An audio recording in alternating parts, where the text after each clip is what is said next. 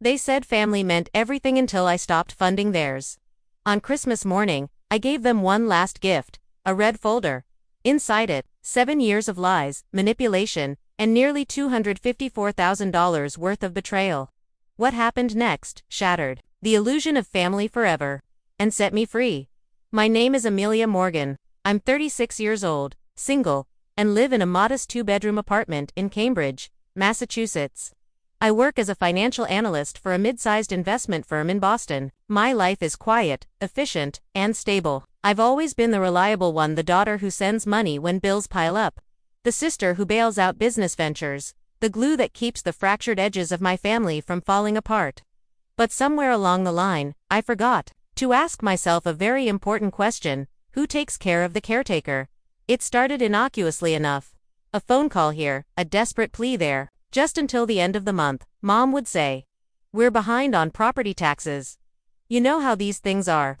Or Drew, my younger brother, full of lofty dreams and zero follow-through, "This beer subscription business is going to change everything. I just need $5,000 to launch. You'll get equity."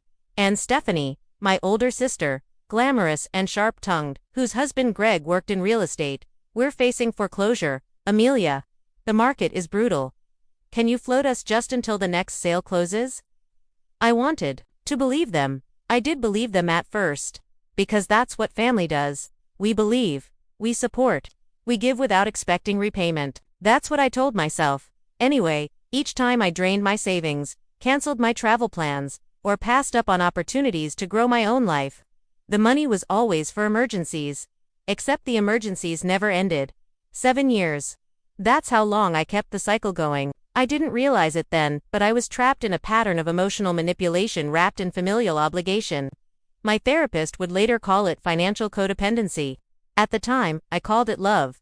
The cracks began to show last Christmas. It was supposed to be simple: brunch at Stephanie's, gift exchange, laughter, and another envelope slid discreetly into someone's hand. But something felt off. Drew avoided eye contact. Stephanie's smile was brittle. Mom had been crying, but insisted it was from the wind. That night, after everyone had gone home, I sat in my apartment and opened my laptop. I created a folder titled, Red Folder. I named it that because red is the color of warning, of urgency, of blood. It was the color I associated with every bank transfer I'd made, every sleepless night I'd spent worrying, every lie they had told me. Inside the folder, I began to catalog every payment, every date, every promise, every heartbreak. Over the next few months, I started noticing patterns. The money I sent for Stephanie's mortgage was used to fund a Caribbean vacation, as evidenced by her Instagram posts. The emergency dental surgery Mom needed had suspiciously aligned with a 3-day stay at Mohegan Sun Casino. Drew's business, the one he swore was his big break, never existed beyond a domain name and a logo. I hired a private investigator in August. It felt dirty, wrong even. But the truth is, I was tired of feeling like the crazy one. Tired of the gaslighting. Tired of the guilt. The PI's name was Alan Whitaker. He was discreet, efficient, and alarmingly good at his job. Within weeks, I had photos, bank statements, recorded conversations, and a sinking feeling in my stomach that I had been played for a fool. It wasn't just the money, it was the betrayal, the lies, the casual way they spent my sacrifices, the flippant remarks about how Amelia will fix it. September was when I made the decision. I would confront them, all of them, at once. On Christmas Day. Why Christmas? Because they would all be there. Because it was the one time of year I knew they'd pretend to be a family. Because I wanted the backdrop of twinkling lights and cinnamon rolls to contrast with the ugliness I was about to unveil. I didn't come to the decision lightly. I consulted with my therapist, Dr. Simmons, and with Barbara Watkins, a sharp, no-nonsense attorney who specialized in financial abuse cases. They both agreed. If I wanted accountability, I had to make a clean break. So, I prepared. I compiled everything into a physical folder, the Red Folder. It contained a spreadsheet detailing every transaction, $253,842 over 7 years bank records, with highlighted transfers, PI reports with photographs, emails, and texts where they promised repayment. A voice recording from a Sunday dinner I had accidentally arrived early to. That recording still haunts me. Stephanie's voice, shrill with laughter.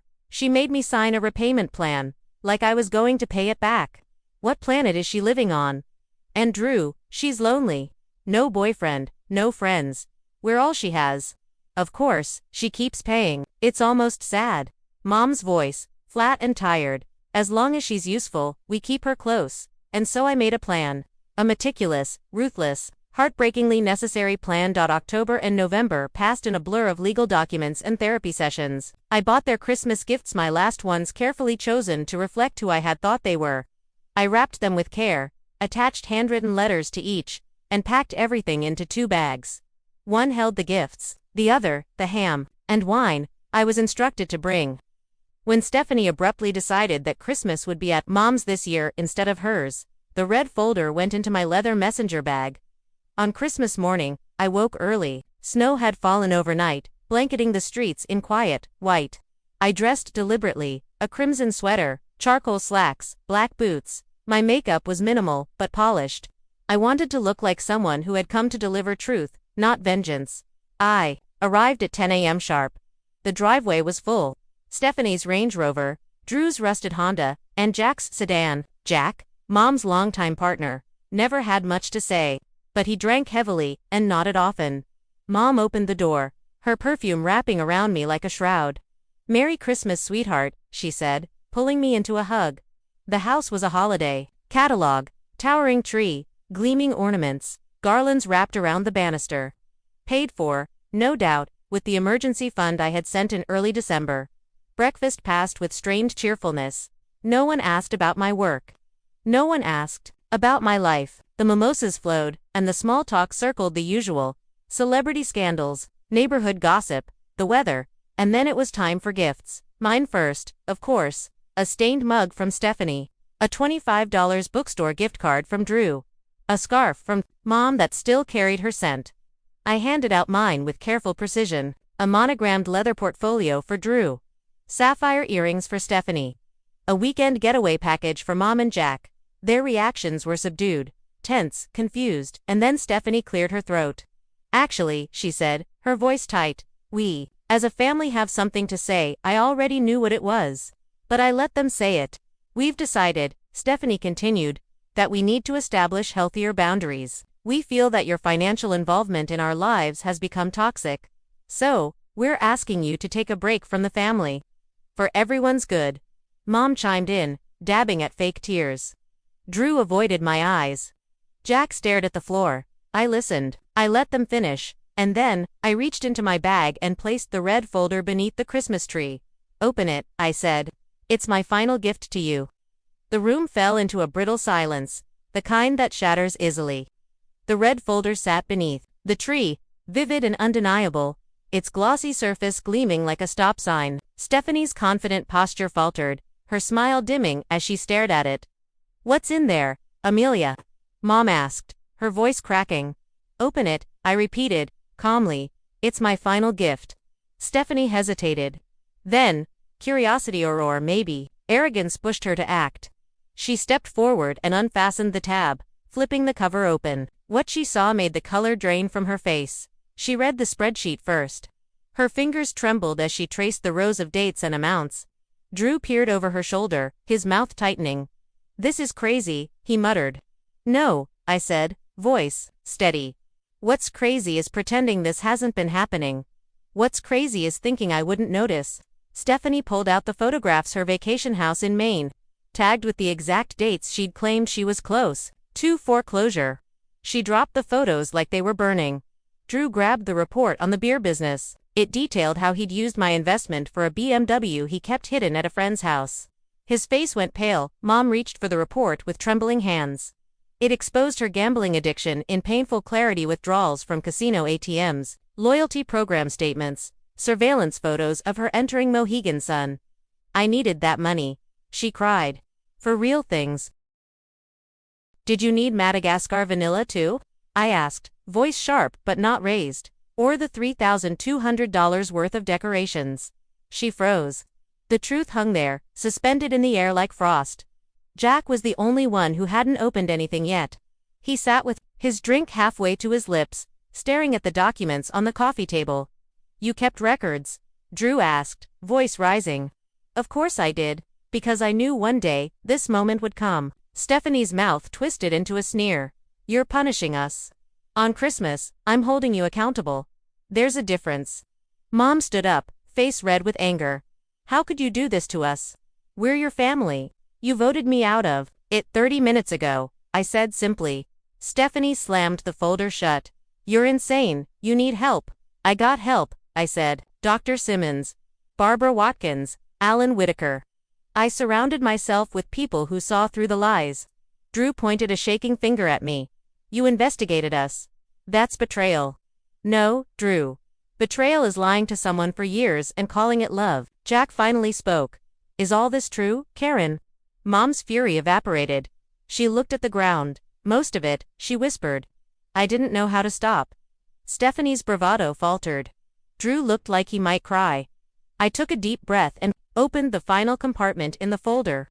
Out came 5 sealed envelopes. These are your options. Inside are letters, outlining repayment schedules, therapy requirements, and conditions for continuing contact.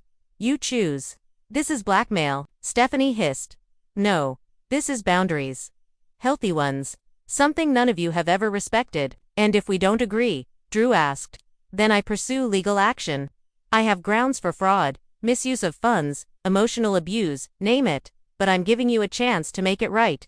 Jack took his envelope with shaking hands. Mom followed suit. Drew hesitated, then grabbed his. Stephanie stood still. You can take it or not, I said, but my lawyer will still send you a copy. I turned and walked to the door. Wait, Drew called. Can't we just talk about this? Like adults. I turned. Just once. We've been talking for 7 years. You just weren't listening. I stepped out into the cold. The snow bit at my skin, but it felt refreshing. Behind me, the door slammed open. Stephanie came running, slippers crunching on the ice. You can't just walk away. I turned, calm as stone. I'm not walking away. I'm walking toward something. My own life. They gathered on the porch, stunned and speechless. I pulled my coat tight and walked to my car. The folder had spoken. The records were out. The truth was no longer hidden. The rest would be up to them. I didn't make it to my car before the door behind me flew open. Stephanie stomped onto the icy walkway, her slippers sliding dangerously. Her cheeks were flushed, not from the cold, but from fury. You can't just drop a bomb like that and leave. She yelled. I turned slowly, snow crunching beneath my boots.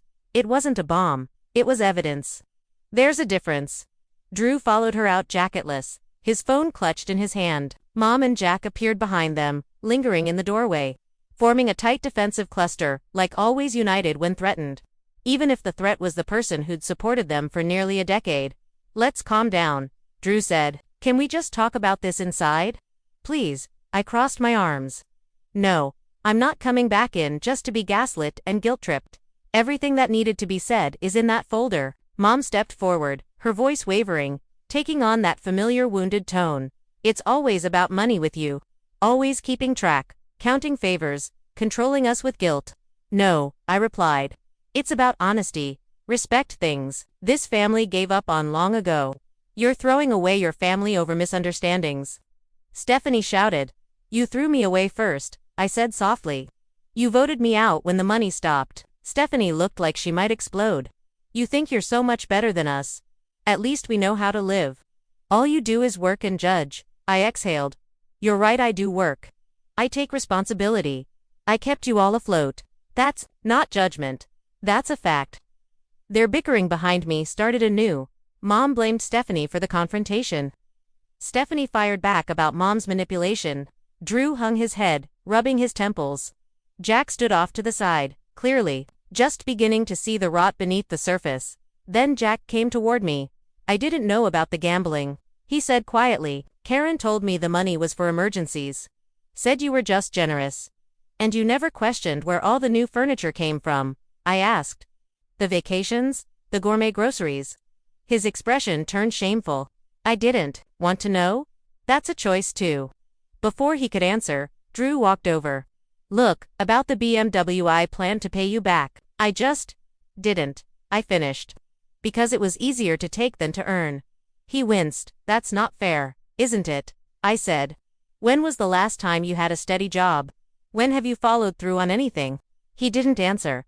Stephanie's voice rang across the porch. She can't sue us. We're family. You voted me out of the family, I said evenly. Now I'm offering you a second chance. The envelopes spell out your options. Sign them or don't, but I won't be manipulated anymore.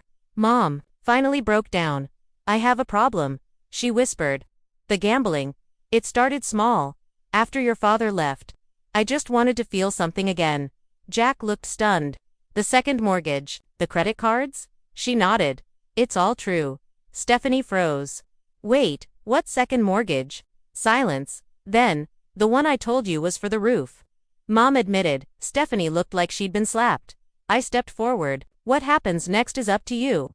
Inside your envelopes are terms, therapy, repayment, and accountability. You have until New Year's to decide. Drew turned his envelope over in his hands. And if we sign, then we start to rebuild, but on new terms. Mine. What if we can't afford everything? Mom asked. There are alternatives, partial payments, community service, and debt restructuring. I'm not looking to punish you. I just want the truth. And change. Stephanie scoffed. And if we don't sign, then I file lawsuits. Civil fraud, breach of contract, misuse of funds, and I walk away for good. I handed out the last envelope. 3 months, no contact. Reflect, do the work, then we'll see. As I drove away, I didn't look back. I didn't need to, because for the first time in 7 years, I felt something I hadn't felt in far too long. 6 months had passed since that unforgettable Christmas morning. The red folder, the once feared symbol of reckoning, had transformed into something else entirely. It no longer held photos of BMWs hidden away, receipts from casinos, or screen grabs of lies disguised as desperate pleas. Now, it contained something far more precious. My journal entries, therapy notes, and reflections on healing. It had become a record of rebuilding. Sitting in Dr. Simmons' office for our bi-weekly therapy session, I traced the seam of the folder gently with my thumb. How are you feeling about tomorrow's meeting? She asked. Nervous, I admitted. It's the first time we'll be in the same room without a legal document between us. That's natural, but you've laid strong foundations. Let's review your boundaries one more time. We rehearsed the rules I'd spent weeks crafting. Neutral location, time limits. No talk of finances outside agreed-upon terms, and mutual respect as a requirement, not a request. Mom had kept her word. She'd enrolled in therapy, joined a gambling, addiction recovery group, and taken a full-time job teaching again. She'd sold the vacation timeshare and one of the guest room's designer furniture sets. Jack had stood by her, sober and engaged, a quiet but steady presence at family therapy. Drew had also made progress. He'd completed a vocational training program and was now working as an IT support specialist. He even called me once a week to ask for money, but to tell me about his work, his struggles, and most surprisingly, his progress. Stephanie, however, remained a wife. She met the legal terms but showed no interest in emotional healing. She attended therapy sessions, yes, but her resentment pulsed under every word like a ticking clock. The night before our first informal gathering, I met Tara, a friend from the Financial Abuse Survivors Group, for coffee. Nervous about tomorrow? She asked as she sipped her latte. Terrified, I admitted. Then you're ready, she said with a smile. You're walking in with boundaries. You know what's acceptable and what's not. You know how to walk away. That's power. Her words stayed with me as I got ready the next morning. I wore a soft blue blouse and black slacks, simple, confident, and unassuming. I arrived at the restaurant 10 minutes early and chose a table by the window. A vase of fresh white tulips sat in the center. Symbolic, maybe, of renewal. Mom arrived first, followed by Jack. They were early, both looking nervous but eager. You look beautiful, sweetheart, Mom said. Thanks, Mom. There was a long pause, but this time it wasn't awkward. It was intentional, considered. Drew came next, eyes bright, smile genuine. He hugged me tentatively at first, then firmly. I got a raise, he whispered. I'm proud of you, I whispered back. Finally, Stephanie arrived. Hair immaculate, outfit pristine, jaw set. Let's get this over with, she muttered, sliding into her seat. But despite her sharpness, she didn't leave, she stayed. That alone was a shift. Dinner was cautious, but civil. Conversation stayed light. Jack spoke about his woodworking hobby. Mom shared stories from her classroom. Drew laughed about accidentally frying a circuit board at work. Stephanie remained quiet, sipping her wine. But when dessert came, something unexpected happened. I read your journal, she said. The table froze. You what? I asked, stunned. She met my eyes. The copy you gave Mom. She shared it with me. I wasn't supposed to read it, but I did. And I hated you for every word. But I held my breath. You were right, she said. About all of it. I hated being the dependent one. I resented how stable you seemed. I wanted to be better than you. But all I knew how to do was take. The silence was thick with emotion. So what now? I asked. She took a deep breath. I'm starting therapy. Real therapy. On my own. Not the court stuff. I just thought you should know. It wasn't an apology, but it was the beginning of something. As we parted ways that night, Mom embraced me tightly. Thank you for saving us, even if we didn't want to be saved. I didn't save you, I said. You chose to save yourselves. I just finally stopped standing in the way. That spring, I hosted my first dinner in my condo. A sunlit, airy space I had chosen for myself. The tulips on the table mirrored the ones from that restaurant. My guests weren't all family. Some were friends Tara, among them. Some were colleagues. One was Michael, the architect I'd started dating. Drew came. So did Mom and Jack. Even Stephanie, who brought a bottle of wine and a hesitant smile. We talked. We laughed. And when the evening ended, there were hugs. Sincere. In my bedroom, the red folder sat neatly on a shelf.